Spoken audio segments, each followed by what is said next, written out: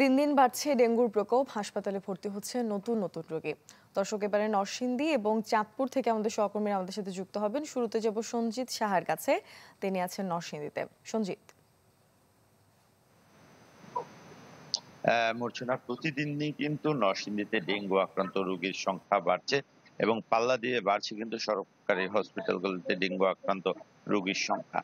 তো আজকে সর্বশেষ তথ্য পাওয়া অনুযায়ী যদি আমরা আপনাদেরকে জানাতে চাই যে নরসিংদী যে সরকারি হসপিটালগুলো রয়েছে সেখানে কিন্তু প্রায় 70 জন ডেঙ্গু আক্রান্ত রোগী কিন্তু ভর্তি রয়েছে এবং গতকালের পাওয়া তথ্য মতো কিন্তু নতুন করে 20 জন রোগী কিন্তু ডেঙ্গু আক্রান্ত হয়েছে এবং তারা কিন্তু নরসিংদী সরকারি হসপিটালগুলোতে ভর্তি রয়েছে। আমি আপনাকে দেখাতে চাই যে নরসিংদী যে সদর হসপিটালগুলো রয়েছে সেই হসপিটালে কিন্তু বেশ সংখ্যক কিন্তু ডেঙ্গু আক্রান্ত রোগী রয়েছে এবং তারা কিন্তু নরসিংদী হসপিটালে চিকিৎসা নিচ্ছে এবং চিকিৎসকরা যে বিষয়টি বলছে যে এই সময়টা আসলে ডেঙ্গুর প্রজনন সময় এবং বৃষ্টি থাকার কারণে কিন্তু ডেঙ্গু আক্রান্ত রোগীর সংখ্যা বাড়ছে এবং সে কারণেই কিন্তু আপনার ডেঙ্গুর প্রকোপটাও বৃদ্ধি পাচ্ছে এবং সরকারি হিসেবে এই তথ্য 70 জন হলেও কিন্তু বেসরকারি মতে কিন্তু এর সংখ্যা আরো কয়েক গুণ বেশি।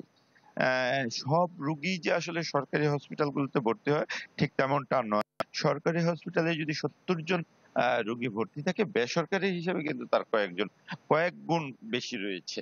তো বেশ কিছু সংখ্যক রোগী কিন্তু বেসরকারিভাবে চিকিৎসা নিচ্ছে এবং তারা কিন্তু অনেকে বাসায় থেকেও চিকিৎসা নিচ্ছে। তবে চিকিৎসকরা যে বিষয়টি পরামর্শ দিচ্ছে যে জ্বর, ঠান্ডা, কাশি হলেই কিন্তু ডাক্তারের পরামর্শ নেওয়ার প্রয়োজন বলে মনে করছে। তো এই ছিল এখানকার সর্বশেষ অবস্থা।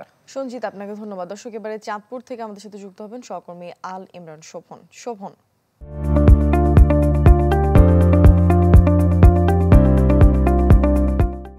সারা দেশের ন্যায় চাঁদপুরও ডেঙ্গু আক্রান্ত রোগীর সংখ্যা বৃদ্ধি পাচ্ছে।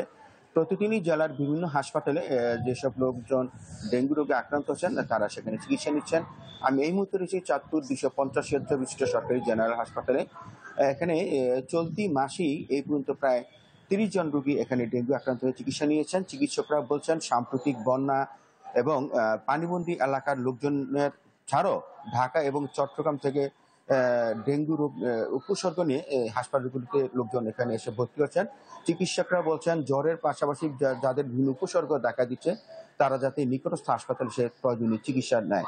এদিকে চাঁদপুর হাসপাতালের কর্তৃপক্ষ জানিয়েছেন যারা ডেঙ্গু রোগে আক্রান্ত হচ্ছেন তাদেরকে প্রয়োজনীয় চিকিৎসা সেবা দেয়া হচ্ছে। এক তথ্যে জানা গেছে আগস্ট, সেপ্টেম্বর, অক্টোবর এই 3 মাসে গড়ে প্রতিদিন চাঁদপুর জেলার হাসপাতালে প্রায় শতাধিক রোগী ডেঙ্গু রোগে আক্রান্ত হয়েছে। আর চলতি নভেম্বর মাসে এই পর্যন্ত এখানে প্রায় 30 জন রোগী জেলার বিভিন্ন হাসপাতালে চিকিৎসা নিয়েছেন। এদিকে ডেঙ্গু সচেতনতা বৃদ্ধিতে সাধারণ মানুষ যাতে ডেঙ্গু রোগে আক্রান্ত না হয় সেই জন্য পৌরসভা সহ জনপ্রশাসন বিভিন্নভাবে তারা প্রচার প্রচারণা চালিয়ে যাচ্ছেন। তারা বলছেন ডেঙ্গু সচেতনতা রোধে যাতে কোথাও যাতে পানি না জমে এবং ডেঙ্গু রোগে যাতে কেউ যাতে আক্রান্ত না হতে পারে সেজন্য সচেতনতার বিকল্প নেই।